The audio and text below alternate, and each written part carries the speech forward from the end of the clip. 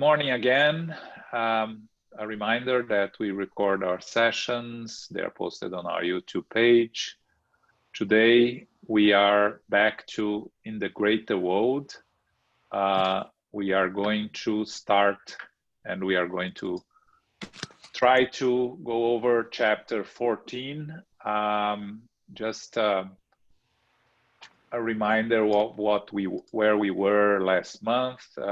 We talked last month about a case of a potential suicide, and they were able to save this young lady that was trying to kill herself because of all the difficulties that she faced in life. This is a different case, and it's a very challenging one because we are going to see a lot of the influence, the negative influence that spirits can cause if we do not take care of ourselves. It's not I'll tell you in advance, it's not an easy read because it's very dark, but we'll try to make sense of what we study here. So, you know, it's important for us to learn. And let's start. Zoraida is going to read for us, okay? Okay. A saving measure. We had just finished some work in an uplifting environment dedicated to prayer when someone approached and asked for the assistant's help with a particular case. Caderaro was obviously familiar with the details of the situation, and they were soon engaged in an interesting dialogue. Unfortunately, said the informant, our Antito hasn't bested the situation. His failure is almost complete. Once again, he has gotten involved with dangerous elements of the darkness and has gone back to making the same nighttime blunders as before, seriously harming our work of assistance. Wasn't the recovery of a couple weeks ago beneficial? The mentor asked fraternally. He used it for an even quicker return to recklessness.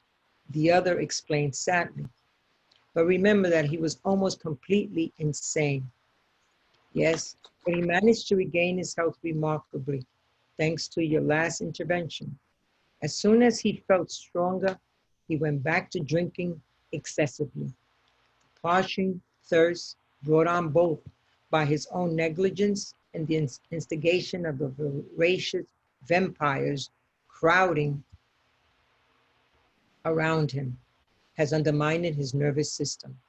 Due to his paraspiritual body having become semi-freed from the physical body by the pernicious processes of drunkenness, his mind is filled with atrocious nightmares that are aggravated by the perverse spirits who follow his every move. Is he home right now? Asked Caderaro. No, said the other. Disheartened, I've just left our sick friend at a degrading place where his condition has sunken to a regrettable level. My instructor analyzed the case silently for a few moments and then considered, we might be able to do something, but whereas last time our assistance entailed restoring him to organic balance as far as was possible for him, this time we'll have to act otherwise. We'll have to bring about a temporary, more accentuated imbalance in his body. In this sort of process, as in other difficult ones, illness always rectifies. And looking the patient's benefactor in the eye, he asked, don't you agree? Absolutely, he replied without hesitation.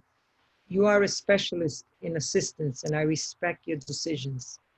Our interest lies in the stable health of our unfortunate brother who has given in to the appeals of vice without a fight. Thank you. Okay. So we're seeing here that we are facing a difficult case. This is the case of Antidio, who have the vice of the addiction of drinking. And the first question that may come from what we just read is why the spirits are assisting him if he apparently makes no effort to improve himself. As soon they managed to improve his health with according to what they say here, with their last intervention. And as soon as he felt stronger, he went back to drinking excessively. And that's a question that I'm going to save for later. We are going to find out later in this chapter why he's being assisted. But, you know, it's something that I want to, just before you ask, I just want to raise, because we know that spirits will assist only those that are open to assistance, or there is a possibility of them being assisted. So the fact that they are assisting him is because there is a possibility of him improving. That's the first thing. But him being not receptive to the assistance, why is he receiving assistance, is something that we're going to find later in the chapter. So what's happening to him here is that, you know, the moment that he got a little bit better, he went back to his drinking habits, and he finds himself, they find him again in a not so nice place that we are going to find out later where it is. And the interesting information here on the top of this page, due to his perispiritual body having become semi-freed from the physical body by the pernicious processes of drunkenness, his mind is filled with atrocious nightmares. Now, we know that we talk a lot about mediumship, and we study mediumship. So in mediumship, the medium goes into a trance and separates, the perispirit separates from the physical body, so we can get into communication with the spiritual world. Now, Elmo said many times during his lectures and his studies of mediumship that that's not the only way that you connect, that you open yourself to the spiritual world. We open ourselves to the spiritual world in dreams when we go out of our physical body. We can go through altered states of consciousness caused by drugs, and of course, caused by alcohol. So in this state of semi-conscious that he finds himself, he goes to the spiritual world, connects to the spiritual world, opens himself to the spiritual world, but of course, not in a nice way. What he sees is he goes into nightmares that are aggravated by perverse spirits. A lot of the conversations that what we learn about people that are addicted to alcohol, you see them telling these cases, and then they keep drinking because they want to escape from this reality of these nightmares and of this persecution from spirits that they don't really, most people don't really know that this happens. But we are going to see in this chapter exactly how it works and what he's seeing. But you know, one of the problems of drinking is, of the drunkenness state, is the opening of ourselves to the spiritual world with all the bad consequences that it can cause. So it's interesting for us to study this a little more, to go a little deeper into these states. So continuing, he said that you know, his condition is very regrettable, and then Calderaro says, well, last time we tried to restore him to organic balance as far as as much as possible, but this time we're going to do different. We are going to make his situation worse, because sometimes in most difficult cases, illness is what corrects us. So it's very interesting that sometimes we have to get worse to get better, right? And we know this from many different cases. So what they are going to do, and we are going to see later in this chapter, Calderaro, who is the mentor here, is going to cause him to get worse, so he could get scared, basically, right? Sometimes we need to get really scared to make changes, because what happened last time, they did some work on improving him. He improved his health. He was feeling better. We don't know the details of what was his state previously. They never mentioned here, but you know, he was in a bad state. The mentors, the spirits worked on improving his condition, and immediately when he felt better, he went back to drinking. So his situation is getting worse again. And now Calderaro is saying that you know, if one way didn't work to make him better, he didn't correct his behavior, improve his behavior. So now let's do the other way around. Let's make his situation much worse. So maybe after he recovers, he will face life in a different way. Again, this is not something that do not respect his free will. The spirits are helping and assisting, but he decides on what he wants to do with his life according to his free will. Okay? May I say something? It's quite interesting. It's quite interesting that they're saying that, because in self-help groups, they do say that in order for you to recover, you have to hit bottom. Rock bottom. You have to. It seems that you haven't hit bottom because you're going back.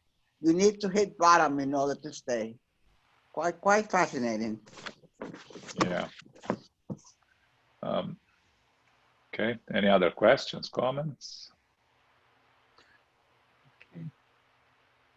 Nope. Okay. So let's see what happens. Okay. Go ahead, Zoraida. Okay. Where are we? The environment?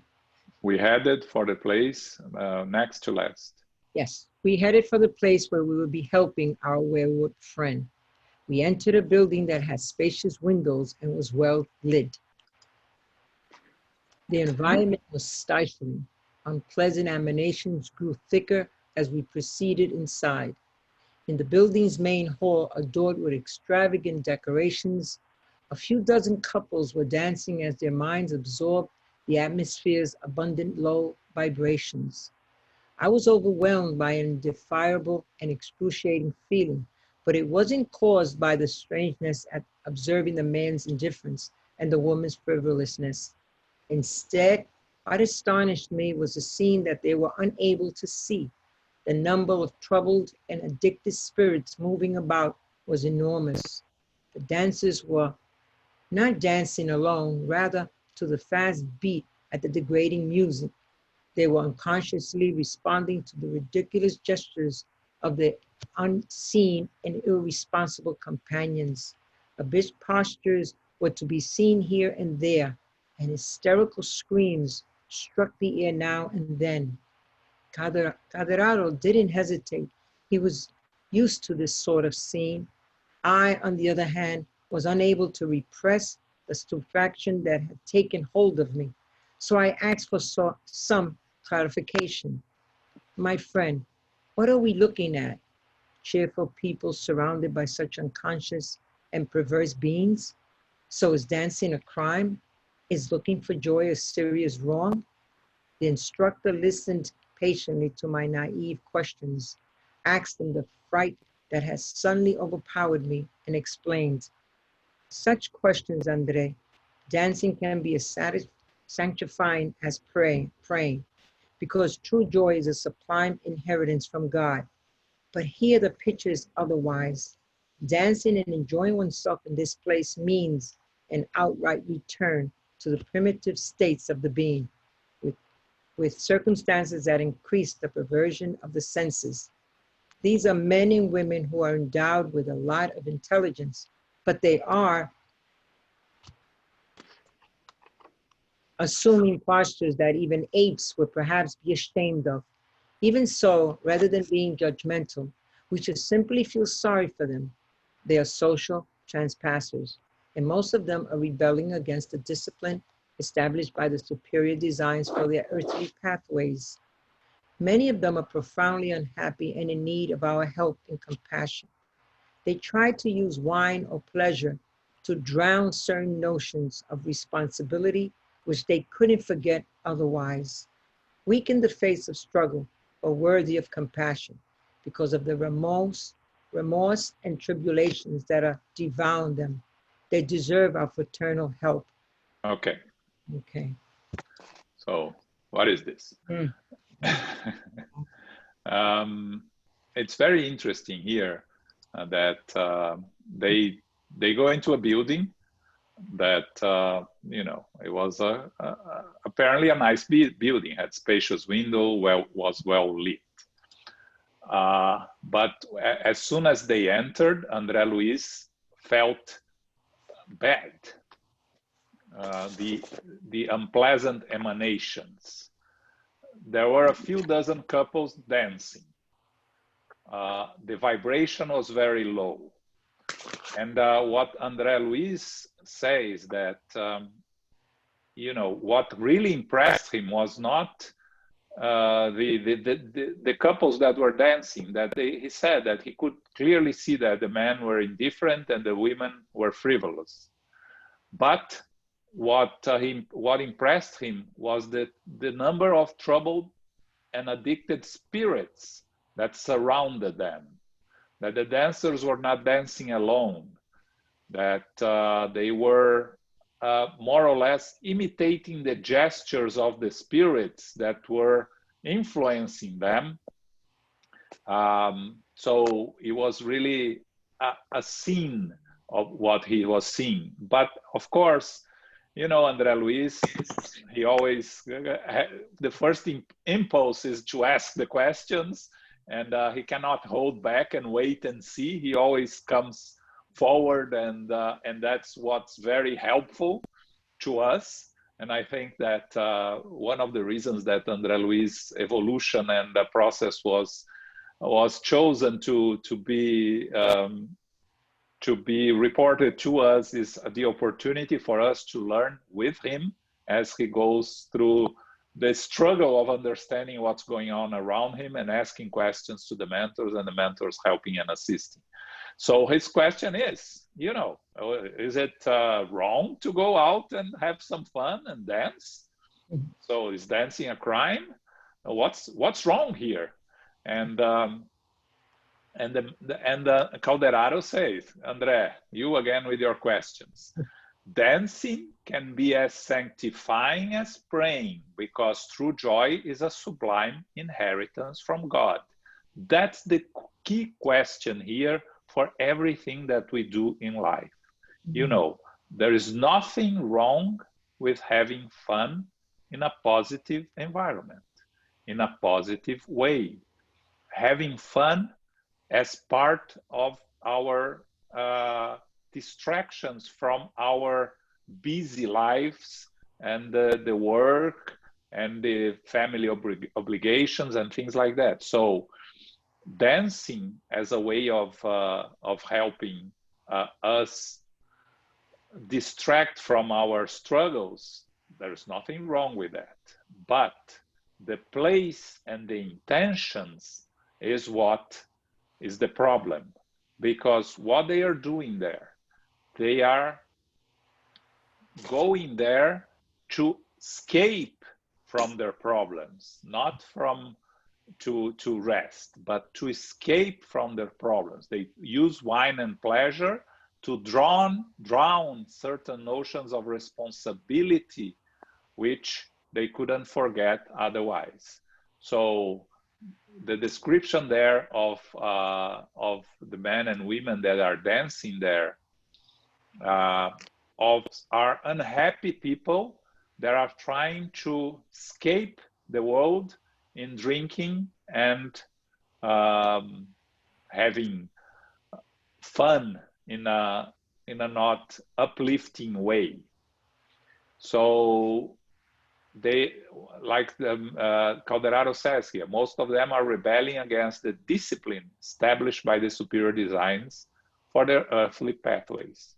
So whenever we are doing something with an uplifting objective and with the right intentions, we are protected by the superior spirits, the protecting guides, and there is no interference from this obsessing and inferior spirits that we see here. But in this case, it's not exactly what's happened. And again, we see many places like this outside in the world, and we have to be very careful where we go if we don't know how to protect ourselves against this environment. Some people go to these places and immediately feel very bad, feel the heavy energy.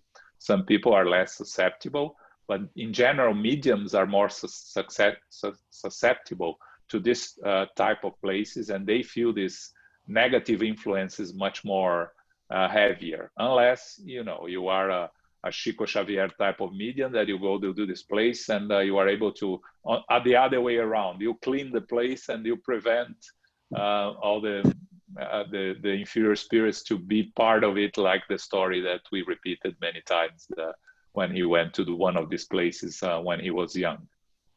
So it's important here to make the difference.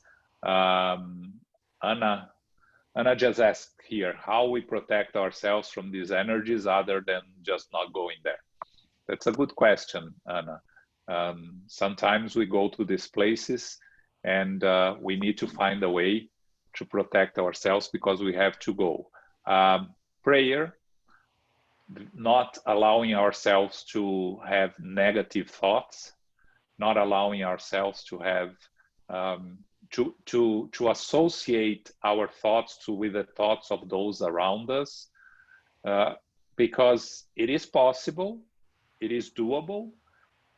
The thing is, when you go to a place like this, you have to be aware of your bearings, let's say. So you need to be prepared.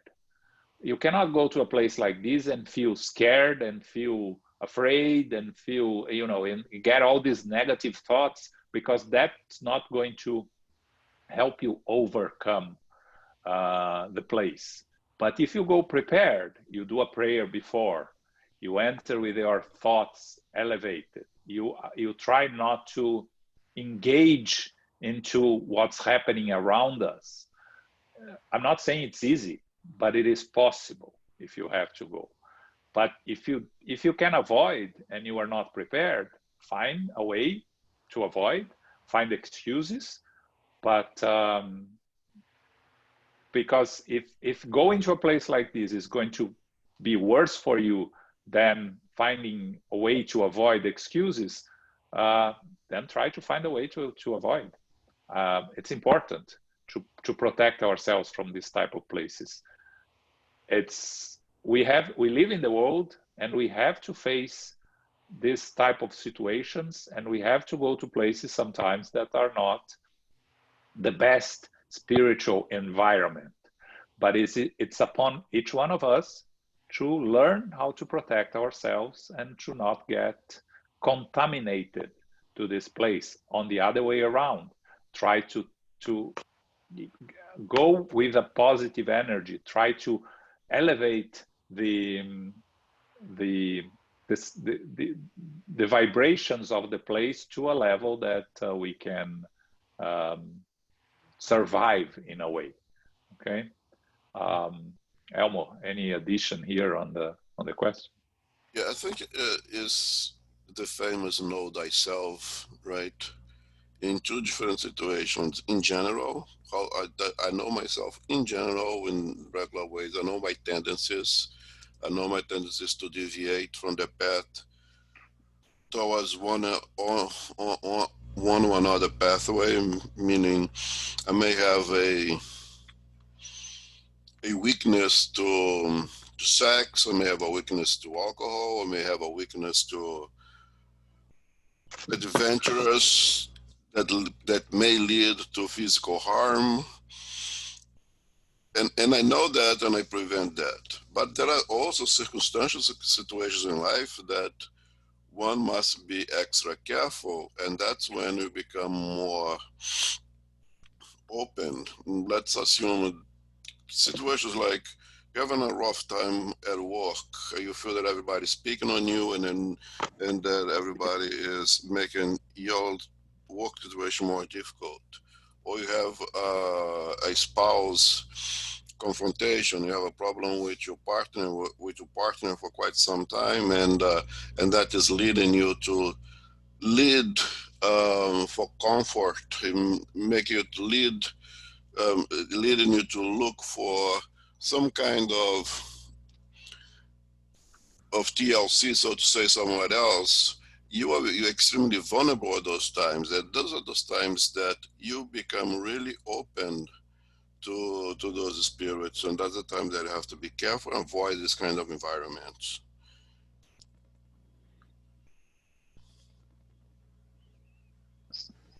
Thanks, Elmo. Anyone else? Any other questions here? Yes, Carol. Excuse me. Interestingly enough, I find often prolonged time in museums can be a little bit tricky, sometimes with the crowd maintenance, of course, but then also viewing certain sculptures or objects themselves can have an interesting and sometimes unpredictable effect. So I have to monitor myself. I have to, observe the chakras and know when it's time to keep moving on and when it's absolutely the time to leave the museum. So I've learned it by having mistakes in overdoing. So if that helps, I offer that perhaps as a suggestion to monitor. Yeah. It's interesting because you brought a different situation. Museums.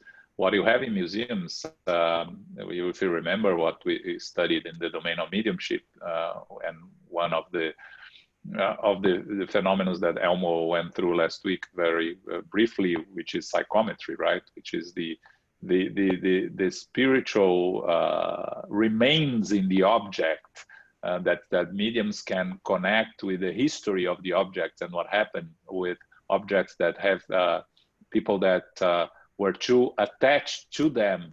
They carry the impressions, and the sensitive medium can feel the impressions on the objects. And so maybe that's what happens, because most objects that are in museums are objects that have a history, that have significance, that are not simply, a glass of an empty glass that 1,000 people used and nobody cared, that you don't find any traces of anything there. But a sculpture, a painting that meant very much to someone through history are going to carry these energies, and a sensitive medium will feel the energies around those objects. So thank you for this contribution. It's very interesting. Yeah, it's really. And again, you are right. You, like I almost say, you have to learn how to defend yourself in these situations, how to prepare yourself to face the situations. And it could be trial and error. You go to a place, you feel terrible the day after or after you leave. But the thing is, you have to stop and analyze, know thyself. As I almost say, why did I feel so bad? What was there that made me feel so bad? And by analyzing ourselves and finding more, trying to understand the reasons, will prepare us better for the next time. Because again, we live in a world of trials and atonements. We're not going to avoid completely these places. Otherwise, we are going to isolate ourselves from the world. We're not going to grow like that. So we have to sometimes go to these places. For all those, for all of us that work, we have to go to, you know, sometimes there are work places that we have to go with clients, with colleagues that are not the best places. But if we learn how to prepare ourselves, to behave ourselves, we can minimize the effects. Even if we cannot fully avoid, we can minimize the effects. We can, you know, we need to learn to use the tools that we have to prevent ourselves from being affected to a point that it can cause us harm. So again, yes, Elmo. Yeah, I think it's important to go back to Calderaro when he states clearly once again and again and again the neutrality of things. Things are neutral. Things are not bad. Things are not good. Dancing can be sanctifying or can be horrifying. As we use the example of money, as we use the example of nuclear power, it's completely neutral. It's not bad, it's not good. It's what we do with that that gives it its quality. So the quality really belongs to the spirit who act upon those things, right? The same thing with what Jones called those places. Those places are neutral. It's my intention going there. It's my intention staying there. It's my weakness for many circumstances that allows me to open myself to negative influences that matters. And that is the importance of you knowing thyself. All right, generally I'm a strong guy, I have no problem, but now I'm having this kind of circumstance in my life that perhaps make me more open, more exposed to certain risks than I should avoid. So it's not the places, it's us. Now, in a place where collectively a great number of people go looking for, out of their own problems, their own weakness, looking for some self-esteem, look for some ways to distract themselves from the real problem they should be facing, as Calderaro put clear, the responsibilities, we try to run away from responsibilities, to run away from problems, that we become more susceptible, more open to negative influences. Those are the places where more ill-intended spirits will concentrate. So there is perhaps a higher risk in those places, but again, the places themselves are neutral. If I walk over there with a good state of mind, with good intentions, nothing will happen to me. Now, if I'm already deficient, maybe the deficiency will be exploited by the concentration of negative energies in that place that it will make it happen. But the places themselves are neutral. It's very important to make that clear. The same way dancing is neutral, so clearly expressed by Calderaro.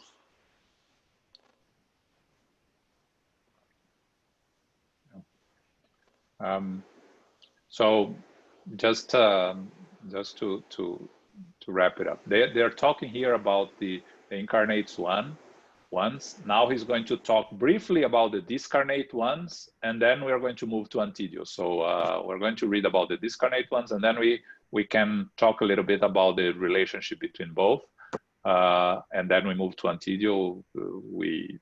So we are just finishing with the ambient there and those that are there. So let's see what Calderaro says about the spirits that are there. Okay. Or the unfortunate ones, as he calls here. And glancing over, Soraya. And glancing over the crowd of troubled discarnates engulfed in vampirism and sarcasm, he stated, as for these unfortunate ones, what can one do but entrust them to the divine power? They too are trying to make the impossible escape from themselves. In their delusion, They are only postponing the dreadful moment of self-acknowledgement. It will arrive when they least expect it through thousands of painful processes, once the resources of divine love from our Supreme Father have been depleted. Furthermore, their minds are attached to the primitive instincts, fragile and hesitant. They are afraid of the responsibility entailed in the endeavor of regeneration. Seeing that I was dumbfounded and eager for additional explanations, the assistant proposed, "Let's go. Let them enjoy themselves. Actually, dancing in this place ends up being a benefit to them. Our incarnate and discarnate friends here have reached such a degrading level that if it weren't for the dancing, they would be out there committing extremely reprehensible acts, such as their predisposition toward crime. May the Father have mercy on all of us." Okay, interesting, right?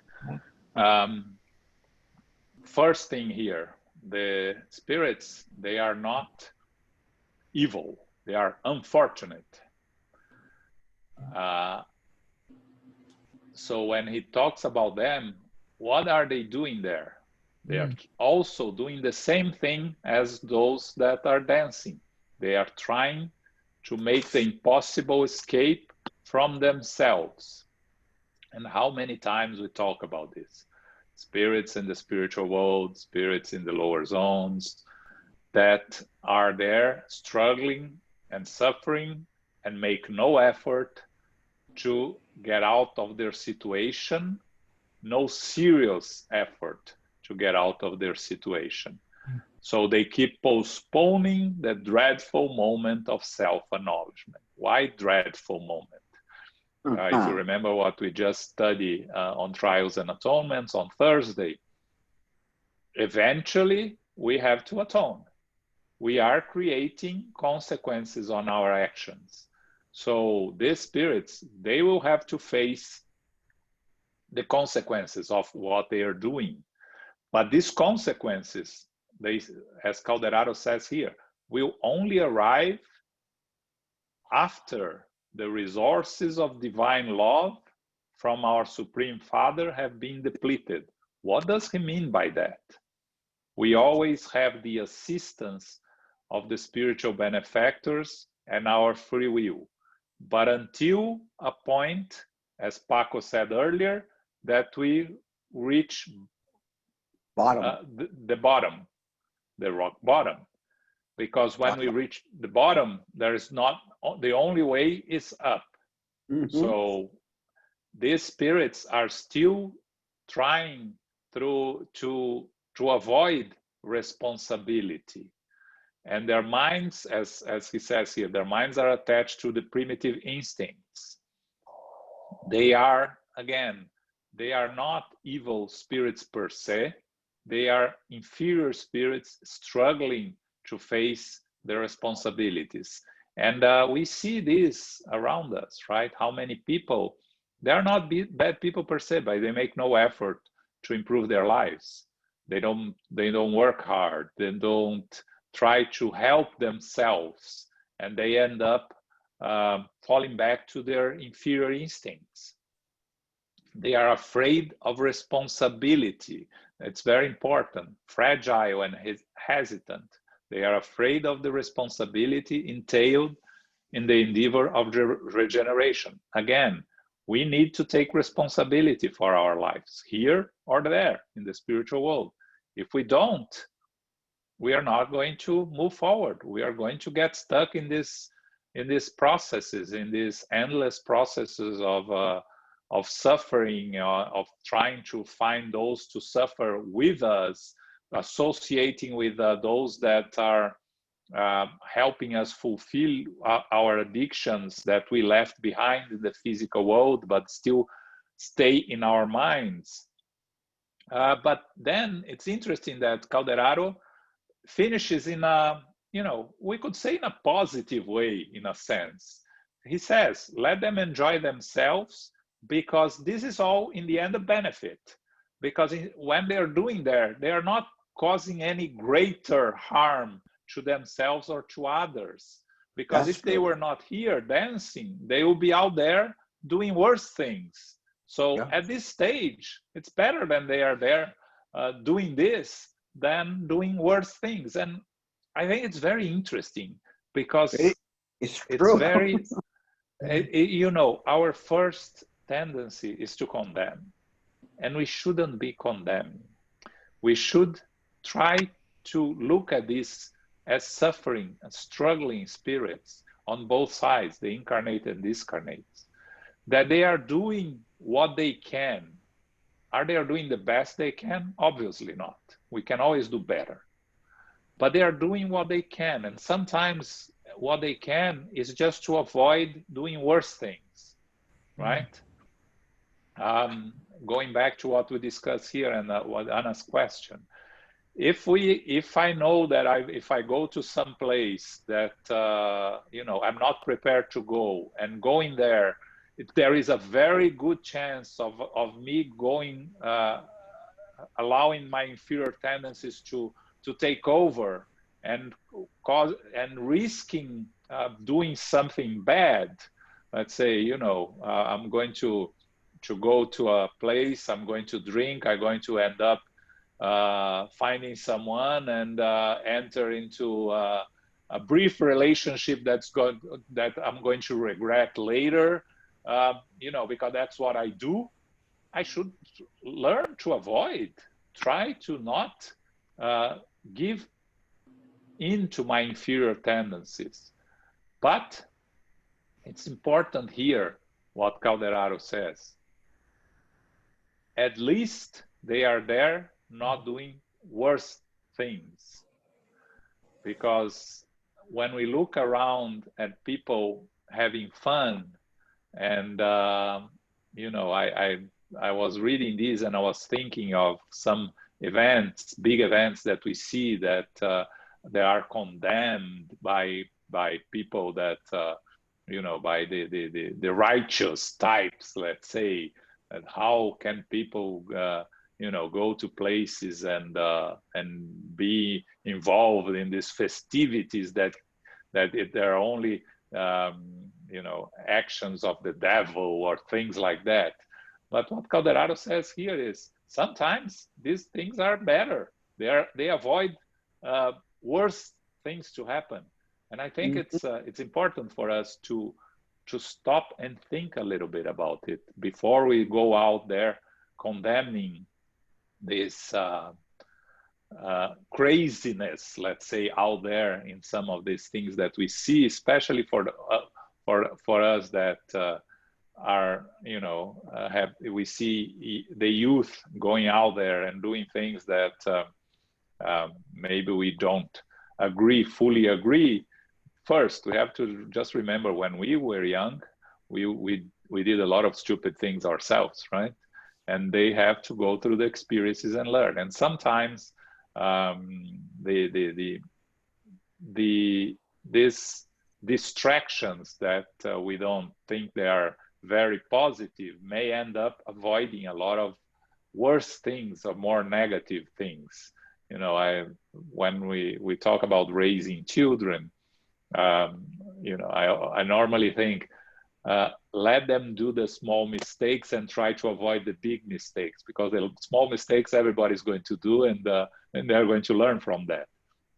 The big mistakes that have serious consequences are the ones that we should make our effort for them to avoid, right?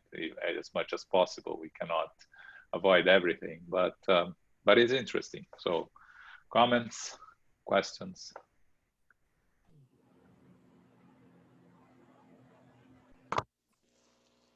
Yes, Elmo. Anything? Oh, no. Yeah. So this is we finished here with those that the dancing and the spirits. Now we're going to go back to Antidio. Okay.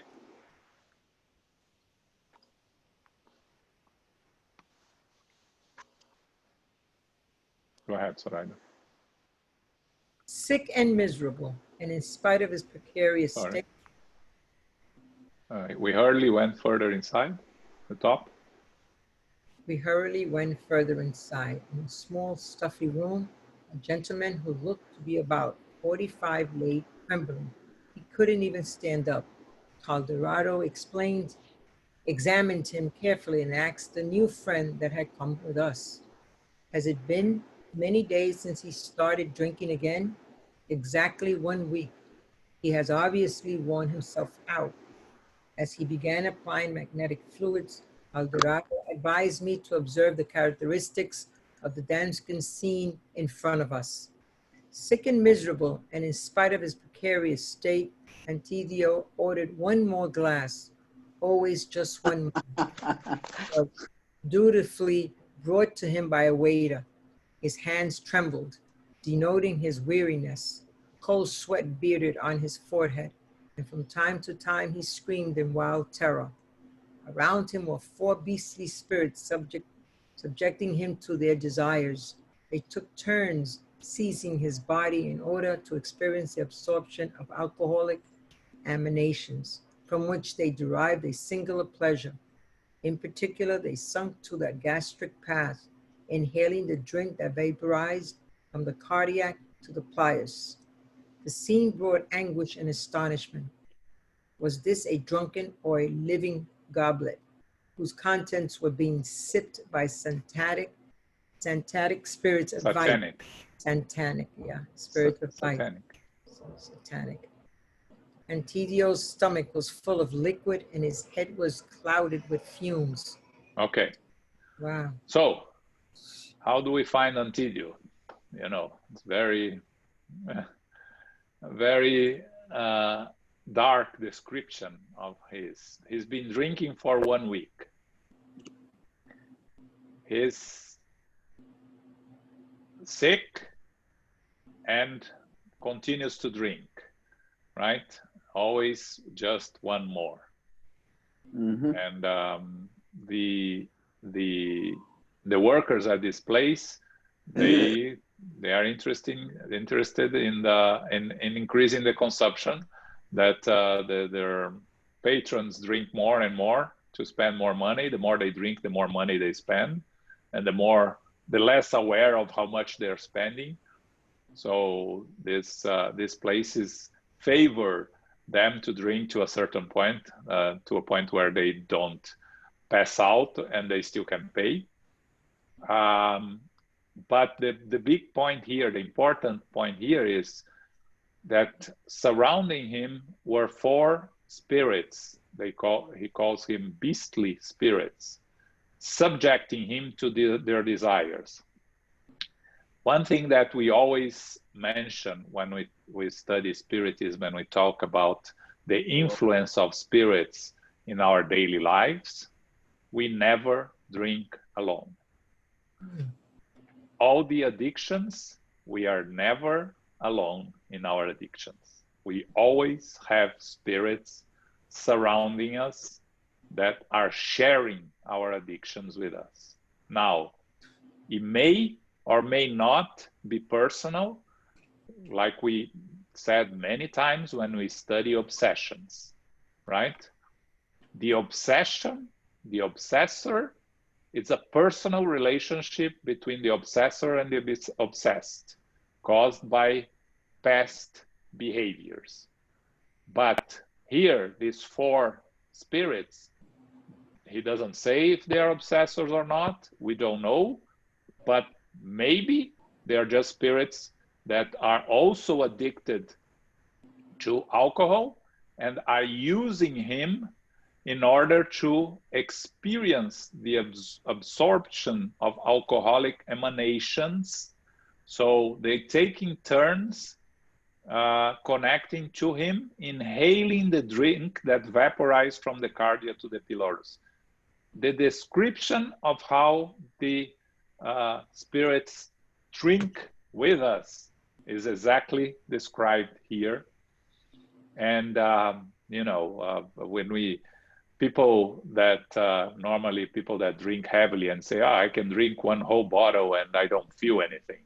Well, you don't feel because you are drinking for yourself, and in this case 4 more, right? But the physical body can take so much. So Antidio is starting to feel the consequences of all the drinking that he had been doing again, and this time for 1 week. And Andre Luiz, of course, was astonished, and he asked, is this what, a living goblet or a drunkard? And who are these satanic spirits? And he's being completely drunk. That's the state that they find him here. Okay. Questions, comments here? No, people so used to say, just one more, and then they say, and the last one for the road. Yeah. And the last one, you know, like that never finished. Let me have one more for the road. Yes. Yeah, it's unfortunate, but the important thing here is to really understand how the influence of spirits in addiction works, right? Who are the spirits? Maybe there is a personal case there. We don't know. Yes, maybe there is an obsessor there that wants to harm him, cause him more harm, and the obsessor himself or herself is not very interested in the drinking, but he's interested in the consequences.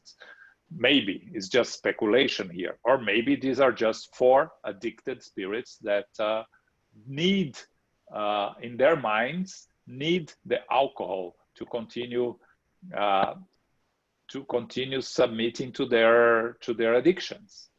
Okay, so I think it's very interesting for us to learn the process and learn here what how it works. Any questions, comments?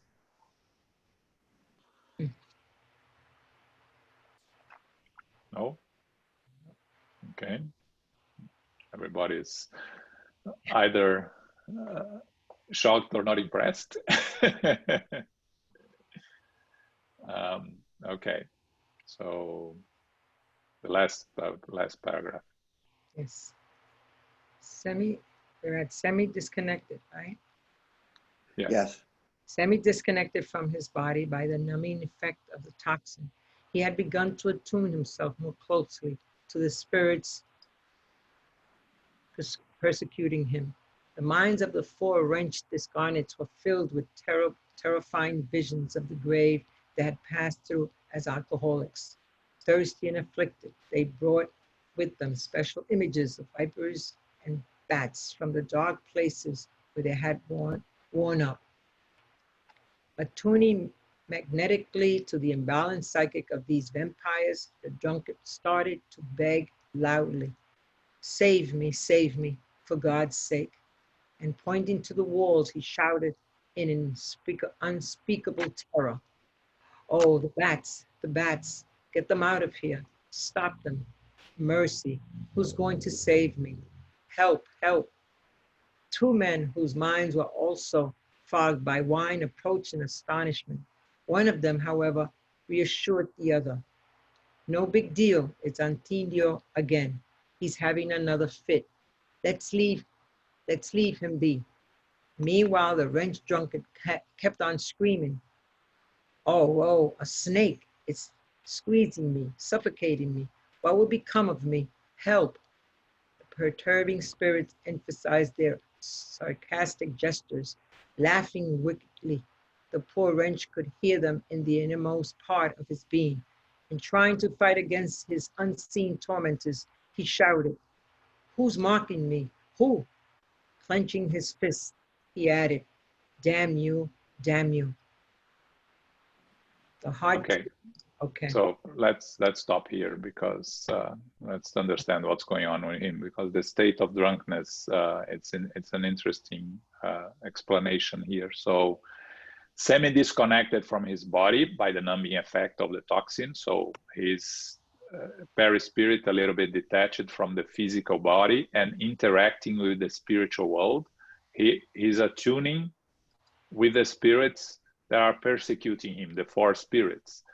And it's interesting because what these discarnate beings bring with them, they bring the terrifying visions of the grave that they have passed through as alcoholics.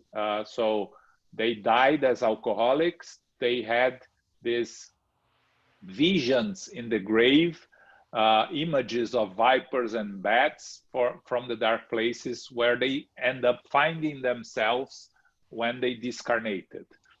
So they bring these visions with them, these terrors that they went through in their conscience. And when Antidio connects with them, he starts seeing the bats, he starts seeing the snake. So what we call delirium in these cases, it's really the incarnate spirit detached from the physical body and seeing things in the spiritual world that are real in the sense of what he's seeing. It's not imagination, it's reality. He's seeing what the other spirits, the discarnates that are persecuting him, that are associated with him, bring the images of bats and vipers, which is very interesting because we talk about people that are in delirium state, talking what we call nonsense. Well, it may be nonsense to us, but it's not nonsense to them. They are really experiencing that. Again, it's his own responsibility. He finds himself in this state because of his free will, his choice to go, to give himself into drinking. Once again, the addiction is a problem, but it can be dealt with. It can be cured. Elmo explains very well the physical part of the addiction that can be cured in a short period of time, but the mental aspect of it, what stays in our mind, that's our individual fight to overcome it. And here, what's happening to him, you see even a couple of men that get close to him because he's screaming by himself there. And there's those two say, oh, it's Antidio again, he's having another fit. Leave him there. This is the drunkard that we always see there, and there's nothing we can do for him. Leave him be. Let him be. And while Antidio is screaming with what he's seeing, and the spirits are making fun of him with laughing, and because again the spirits are also inhaling alcohol, and that leaves them also in an altered state of conscious, right? We have again here the physical body reacts, and we become in an altered state of conscious. There is no effect, physical effect, because they don't have a physical body. But there is a mental effect that they create themselves by inhaling the alcohol, right? It's not a real effect in the same way that it happens in the physical world, but it's an effect that they cause themselves because of how they react to the absorption of alcohol. Okay? Questions here? Any comments? Yeah, I have a question. Something interesting that I try to figure out. The Antidio is likely disconnected from the physical body, is able to interact with the perispirit of those 4 individuals, and then he sees this vision of the bats and snakes, and those bats and snakes is in the mind of those spirits, correct? Yes. But at the same time, those spirits are able to mock him, to make fun of him. I would imagine that the 5 of them would be in a state of distress. So to me, it's confusing that Antidio incarnate receives those thoughts, those impressions from the spirits, but seems to me that the spirits themselves are not having that because they are mocking and having fun with the poor guy. You get me? Yeah. It's what they bring, those spirits, by what I understood here, they bring the images that that is in their minds, right? So they are not being haunted by the vipers and bats themselves, but they bring the images with them, and Antidio is able to see. So maybe they use it, maybe they don't need to use it. I don't really know how this works, Elmo, but it's what you said. They are the five of them are in close mental connection, so to say, right? So they are exchanging images amongst themselves, in a sense. But he's the one that is getting scared because the other ones bring with them something that they, you know, they are dealing with, they dealt with. I don't know here exactly.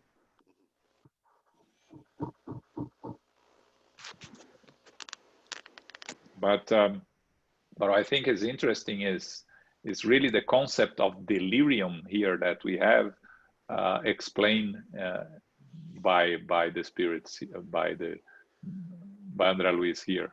It's clearly what we call delirium, right?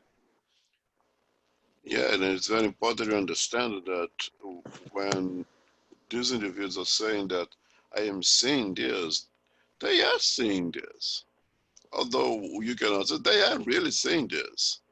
I have a case of a patient that was in out of state of altered consciousness secondary to opiates, to drugs. And she was intellectually very, very wise. And she was describing the room with all the furniture that are not pleasant, given the colors for the furniture, and the black cat that keeps jumping from one furniture to another. And she asked me, "You're not seeing none of these, are you?" I said, "No. I know you are not, but I am seeing this." So she knew she was in a state of delirium. She knew she was in a state of altered consciousness. And just telling me, tell those nurses, basically, tell the nurses, stop saying that there is nothing like this, because there is. If they cannot participate in what I'm seeing, that's fine. But I'm seeing what I'm seeing, and I'm not crazy. Yeah. It's very good. I'm not crazy is the key there, right? They're not crazy. They are seeing this. They are seeing it. Yeah, crazy, seeing things that are not there, but these are things that are there. We cannot see it. She was intellectually elevated, so to say, enough to know that she was in an altered state of consciousness. She knew that. Exactly. It's very rare. Most people do not accept the idea that they are altered. Exactly. He was able to tell, I know that I'm living a different state of consciousness, which is quite rare. Very interesting. Okay. Anyone else? Okay, so let's see how they're going to treat him. The heart-trending scene was proceeding when Colorado began to explain. He's a deplorable family man who was incapable of fighting against the attractions of this addiction and thus surrendered defensively to the influence of discarded villains compatible with his destabilized condition. In answer to the prayers of his loving wife and 2 young sons, we have assisted him with all the resources within our reach. Even so, our improvident brother hasn't responded favorably to our efforts. He emerges from every attempt of assistance even more inclined to the perversion of the scenes. Above all, he seeks to escape from himself. He hates responsibility and isn't eager to grasp the value of work. In reducing his uncontrollable desire to drink, we hope he can be re-educated. So we will now use a drastic measure since the unfortunate man has shown himself to be resistant to all our processes of assistance. Okay, so here is the key of the answer to the question that I asked in the beginning, right? why they are helping this man that makes no effort in getting better, in improving. Answer to the prayers of his loving wife and 2 young sons. So that's the key. The wife and the 2 young sons deserve assistance. And what assistance they need? They need him to get better, to take care of the family. So you see how it's interesting how it works, right? The spirits are answering the prayers of the wife and the young sons. So when we talk and we discuss about prayers that don't work, prayers work, prayers don't work, pray for those that are not prepared to receive prayers, prayer always work. And if the spirits can in any way help us, if we deserve to be assisted and we deserve to be, our prayers deserve to be answered, they will be answered. So he's saying, Calderaro is saying here, he's a deplorable family man, incapable of fighting against addiction and surrendered to the villains that are surrounding him. But in answer to the prayers of the wife and 2 sons that deserve him better, again, he will have to face the consequences of his actions.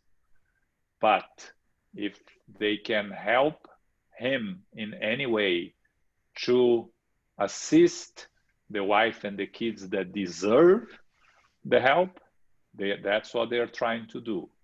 But in the end, it's his free will. If they try to help him and he continues not accepting the help, it reaches a point when there is nothing else they can do, and then he will be left to his own destiny. But as long as they can try to assist him, as long as there is any hope of changing him, that's what Calderaro is doing here and the team, trying to help him, because they know that there is hope for him still.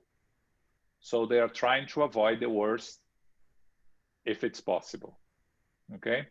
Very important, this paragraph, and very important for us to understand, because we talk a lot about prayers, a lot about free will, and who deserves, who doesn't deserve, what does prayer do, and what prayer helps and doesn't help. And you know, the next book that we are going to after we finish this, we're not very far from finishing this, but which is Between Heaven and Earth. It's the whole book is a consequence of a prayer sent by a daughter to her mother to help her, and the mother is an obsessing spirit to the father and the family, and the mother cannot receive the prayer or can even see the prayer, but the prayer goes to the spirits that are able, because she, the daughter, 14-year-old, deserves the assistance and deserves the help of the spiritual benefactors. So we will have a whole book of them helping the family and discussing what goes on with the family because of a prayer of a young daughter to her deceased, or the spirit of her mother that is in no condition of receiving, of assisting or helping her, but the prayer always works, always finds someone. And if we deserve our assistance, we will receive the assistance. Very important. That's a question that very often received in fraternal assistance, that those who come trying to help a loved one, family member, friend, who seems to be going in the opposite direction the more that you pray, and they ask, how far should I go into prayer? That is the answer there. Very often, even if that individual is not does not have the merit of receiving prayer, what about that individual father, mother, kids, co-workers? In this bubble that we live in, we everything that you do take an effect. So very often by helping that guy that doesn't really deserve, you'll be helping 100 people that deserve it. And that you have to think of that also. And also have to think in terms of seeing the evidence of the effects of prayers. Very often you're not gonna see that. Very often we hear people saying that the more I pray, the worse he gets. The more I pray, the more he drinks. So should I stop? Again, you don't know. Maybe spirit is that person is being led to get to the necessary bottom before he can be helped.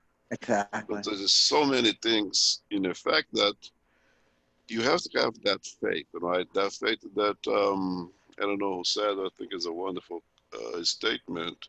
Faith is to jump in darkness to the arms of God. To have that faith that I'm doing my part here. All that I can do for this guy now is to pray for him. I tried everything, nothing worked, I can only pray. But that you not give up. That faith I have that I'll continue to pray because I know that something's happening, even if I don't see the effect of it. That is a faith. That is a faith that is really jumping to darkness, to the arms of God. Yes, thanks. Yeah, and clearly we see here the consequence of prayers deserved, prayers that deserve to receive attention. The attention comes, the assistance comes.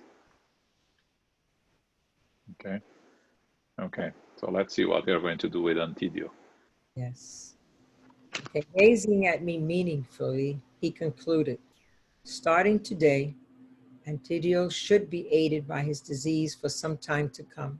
He will be confined to his bed for a few months in lieu of his body rotting away in a mental hospital, something that would have happened in a few days otherwise and would have thrown a noble woman and 2 children into painful uncertainty about the future. That said, Calderaro began a complex procedure with the application of passes along the man's spine.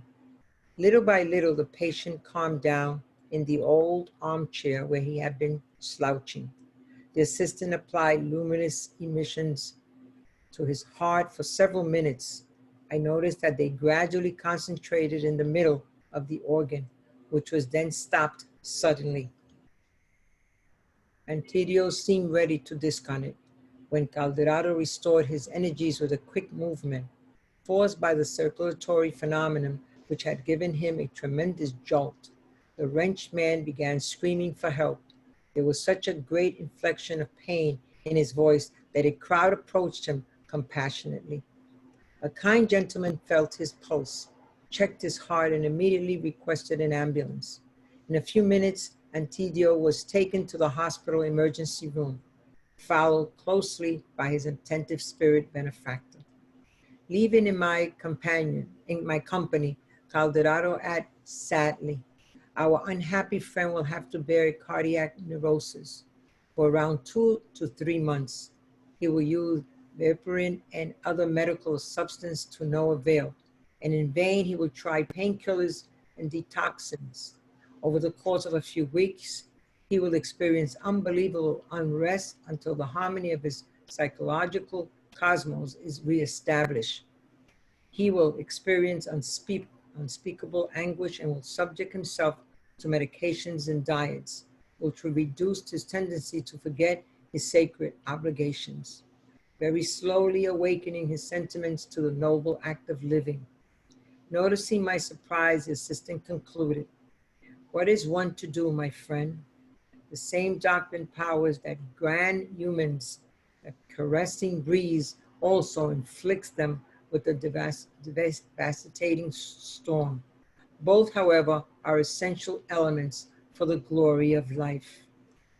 Okay, just read the note that when you see, you read cardiac neurosis. Dr. Sonia Doi, the president of the Spiritist Medical Association, wrote this comment here down. Okay.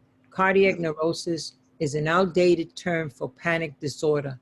This term appears in texts from the early 1800s to the mid-1900s to designate a condition characterized by palpitations, shortness of breath, sweating, and anxiety, which are symptoms frequently observed in heart attack.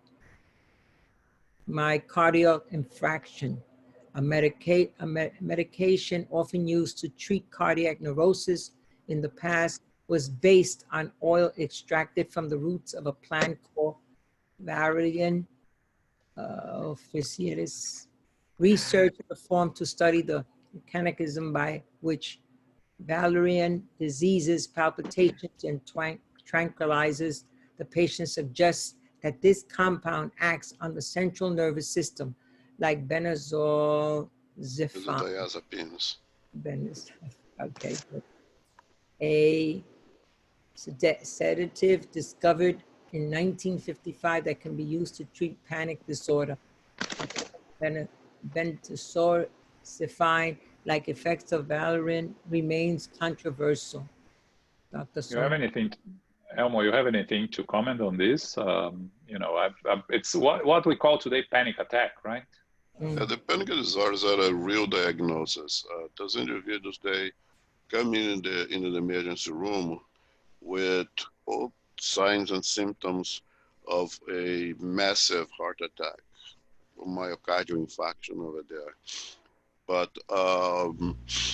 besides the excessive tachycardia of their heart pumping extremely fast, you know, a normal heartbeat from, well, in normal state beat from 60 to 100 is considered normal. These people come over there with a heartbeat of 170, 180, and with all signs of having some cardiac event. And all the studies besides the cardiac are normal. And then you have the chemical indicators of a heart attack that you check, you know, troponins, CKs, things like that, everything's normal. Then you conclude the patient is having a panic disorder. It does really mimic a severe cardiac event. That's why they, in the past, was called cardiac neurosis. Okay, and the Valerian root at one point was the only thing that they have to use to try to calm these people down.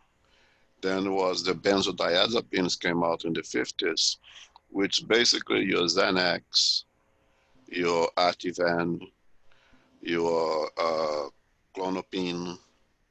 Those drugs are common name for those benzodiazepines.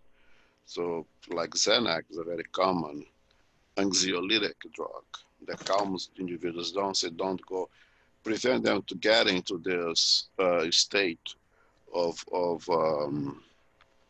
a panic disorder. Thanks, Elmo. Yeah, I thought you would know better. No. It's more common than you would think, and to the point that you might have, even in your family, even in a group of friends, somebody who had one or another time one of those attacks. And if you treat like a heart attack, is it, you know, it's complicated? Yes, especially if you give, say, nitroglycerin for someone who already has some vascular disease, it may kill that person. So that's the importance of not being the doctor and treating people. Let do their workup. Sometimes you do.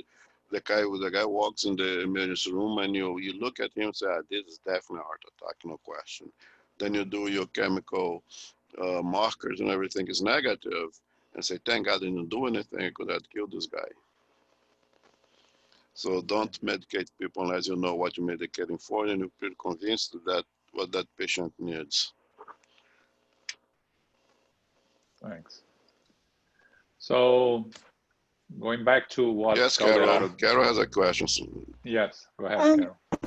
Generally, is this part of the withdrawal process from alcohol on the physical plane, or is this what they commonly associated with, I think it was the phrase DTs, the DTs? I'm unfamiliar. The DTs, the delirium tremor, is purely physiological. It's really a response for the of the body not receiving those kind of chemicals that used to coat those receptors. So imagine that you use so much, let's say, opiates, that those receptors that receives the orders are a little bit complicated. But the way that you get relief from pain, so let's say, is you take the pain medication that we call some receptors in the nervous systems that block pain. Okay. Now, those things are consistently being blocked because they're consistently use opiates as in an addiction. All of a sudden, you take off all of those medications, stop taking those opiates. Now those receptors that are used to be continuously blocked are unblocked. And then you have exacerbation of pain because you are addicted to your body, and that's the word addiction really means. Addicted your body to have those receptors continually being blocked.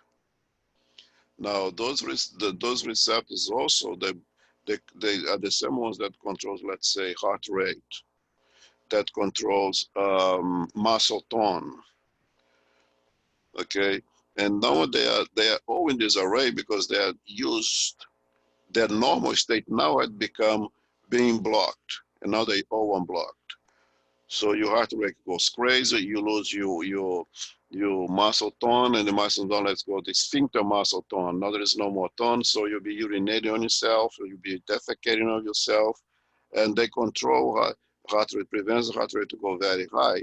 Now there is nothing to control it anymore. Your heart rate goes extremely high, and DT is a deadly thing. DT, that's why very often I have said in the center, very often the best help that you can do to an alcoholic or to an opiate addicted is give them some alcohol, is give them some opiates. Otherwise, they will die because they have to block those those receptors.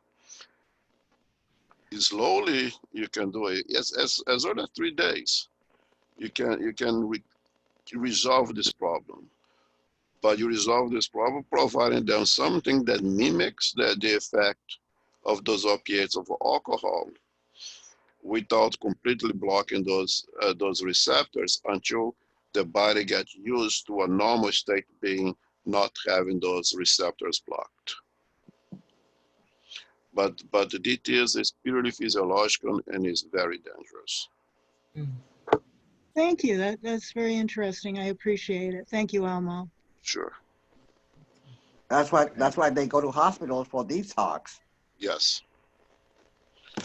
There was one suggestion done in the past that they should pick these people doing drugs, intubate them, put them on a respirator, and remove everything and let them detox, intubate for 3 days so they're not gonna die. By the time you extubate them, they'll be, let's say, free from the organic disease. But as we spoke in the beginning, the addiction is not on the physical body, the addiction is of the spirit.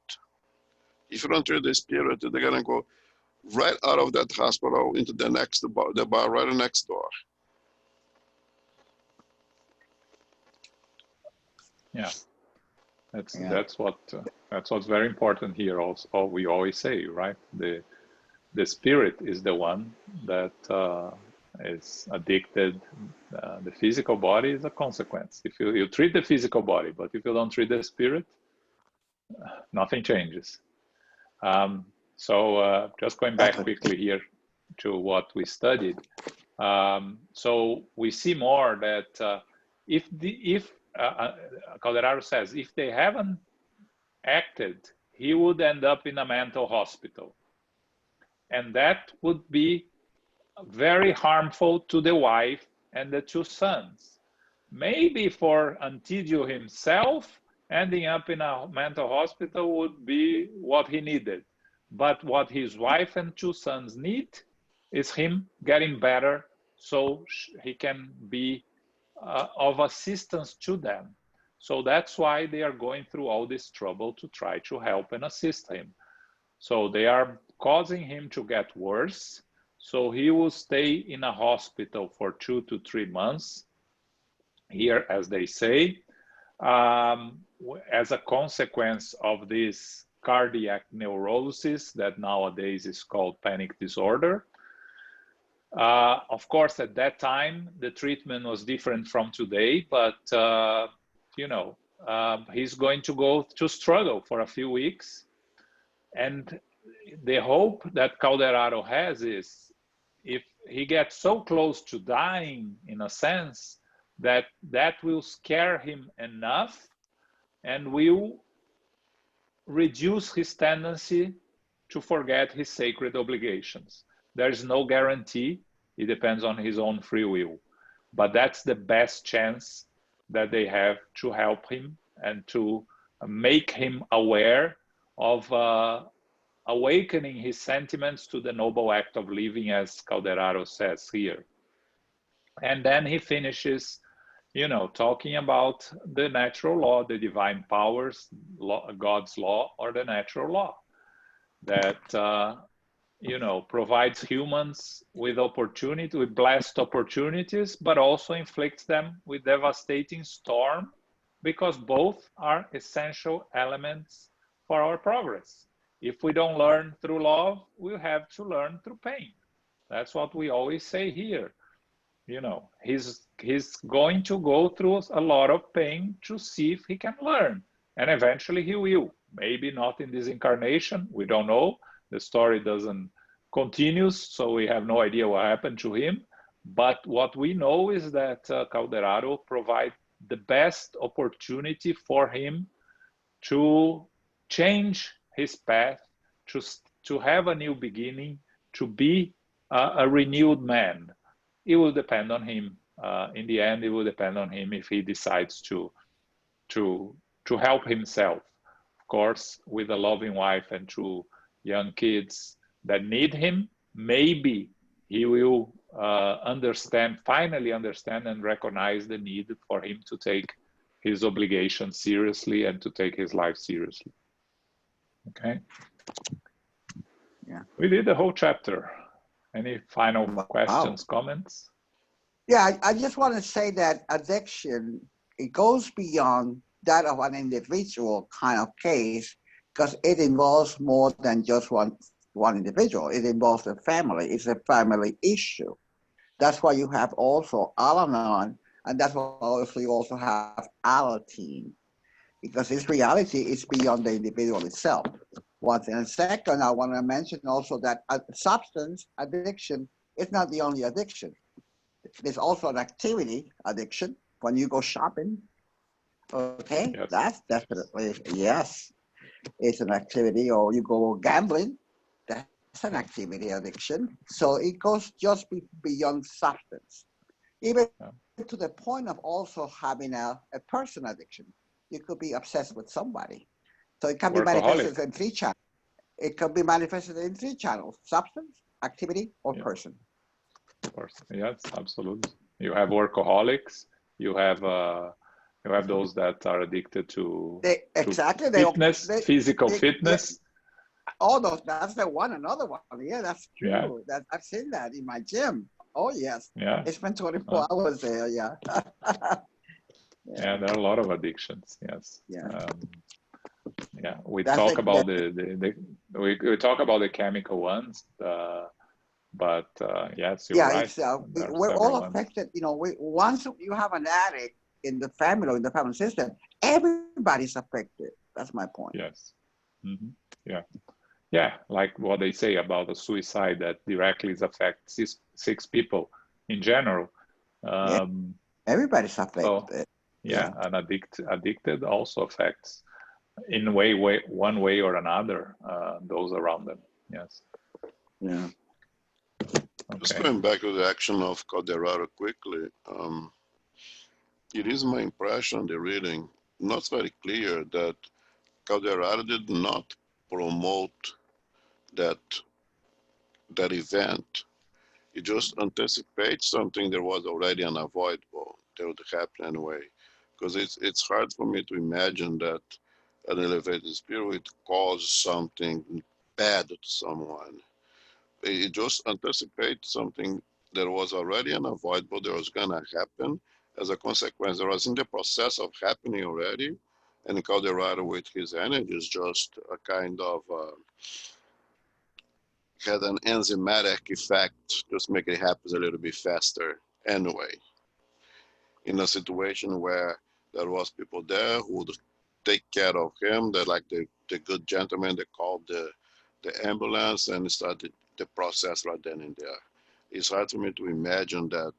But what? I'm gonna give this guy a heart attack, gonna make him have a heart attack because it's good for him. That to me is very hard to imagine. And I think the reading does say that. Elmo, don't you think that sometimes it may sound like paradoxical, but in actuality, what he was doing is saving him by doing that? No, he was not doing that. He was just anticipating something that's going to happen anyway. That's my point. Okay. Then because then I say, I'm going to do something really bad for you because it's good for you. No, you are in the process of something very bad happening to you. I'm going to anticipate. I'm going to make it happen a little faster because this is the right time for this to happen. Yeah, okay, I don't know, but sometimes I look at those negative experiences, like the other side of it is like very positive. Like in my case, sometimes we do say in the program, I am glad I am an addict or an alcoholic, because otherwise I would have never found this kind of life, this spiritual life, because so I'll probably say I'm very positive in my in my thinking. But sometimes, you need to hit bottom. Yes. Okay, because the bottom itself might sound like bad. Yeah, that's my point. It may sound awful that you need to hit bottom, but that's the door to gratitude. That's the door to serenity. Yes. I don't know. You understand what I'm trying to say? Yes, I agree with you 100%. But Okay. it's two different things of a evolved spirit that causes some harm to someone, and elevated spirit allows some harm that is already on the way to continue and happen to someone. That's two different things. That's my point. Yeah, I think it's very, very valid point, Elmo. It's very, I agree with you. It's much more likely to have happened that way. Yeah, that they would. What happened? It would have happened in a few days otherwise. Yes. And he would end up in a mental hospital. Exactly. It would have happened anyway otherwise. It's here. So. Yeah, that's my point. Yeah. To make that differentiation that Calderaro is not causing him harm. He's just anticipating to happen in the best situation for him. Because it was going to happen. Yeah. Okay. All right. We can continue discussing this in the Q&A if you guys want. We just have to finish this. We are going to stop here. We're going to ask Carol to do our final prayer. Before we do the final prayer, yesterday, the International Spiritist Council launched the Spiritist Review magazine, the famous magazine created by Kardec in 1858. That has been the first 12 years have been published it's been translated and published in books. Now they are launching a magazine that is going to come every 3 months, that will come in 5 different languages. Wow. And I put the website there. You have to go to the website, and there is a place down there to put your email. And then you put your email, you receive an email, and then you click on the link, and then you have access to the magazine. The magazine you can see in 5 different languages. The full magazine is in Portuguese. The other 5 languages, the 4 languages, are selected articles. Eventually will be all, but for the moment, selected articles. But it's beautiful. It's very nice. I highly recommend it. We have some excellent articles there. Where it was launched yesterday with a presentation by Divaldo. There's a very nice interview with Divaldo there in English. In English, you have 4 articles. I saw the one in English. So I highly recommend you guys to go click on the link and subscribe to the magazine. If you have any trouble with it, because of course, first day, so a lot of people are complaining they are failing to get it and things like that, but be patient and you have access to it. We are going to send more. No, it's everything is digital, no paper. Wow. Yeah, and the times, yeah. Yeah, it's the time. Yes. No, save trees. Sorry, my it's ringing here. Carol, please do our final prayer while mute. Absolutely, thank you.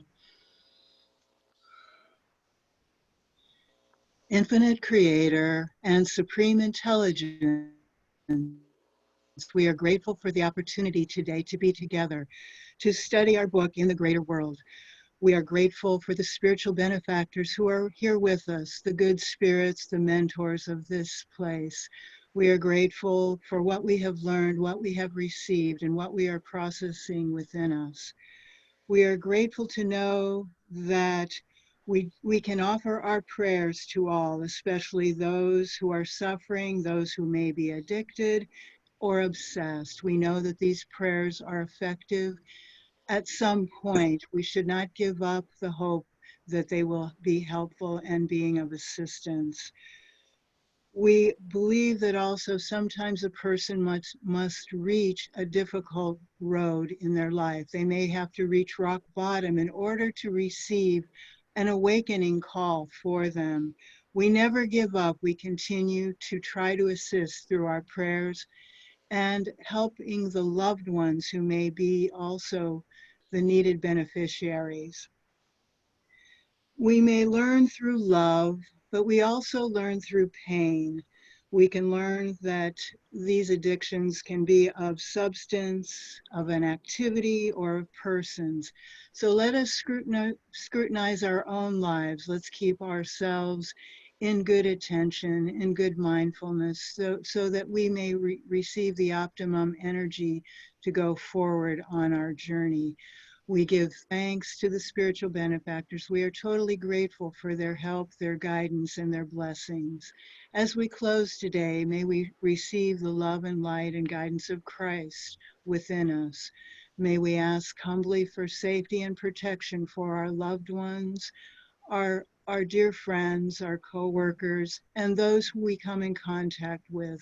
We are never alone, and that our prayers are always helpful. We humbly ask now to be the beacons of light that we truly are. May we be of assistance, and may we help others in the world now. We are all in need of assistance, so may we receive these blessings humbly and gratefully. We close now and ask for inner peace. We ask for guidance, and we may continue as beacons of light. Go forth now in peace, so be it.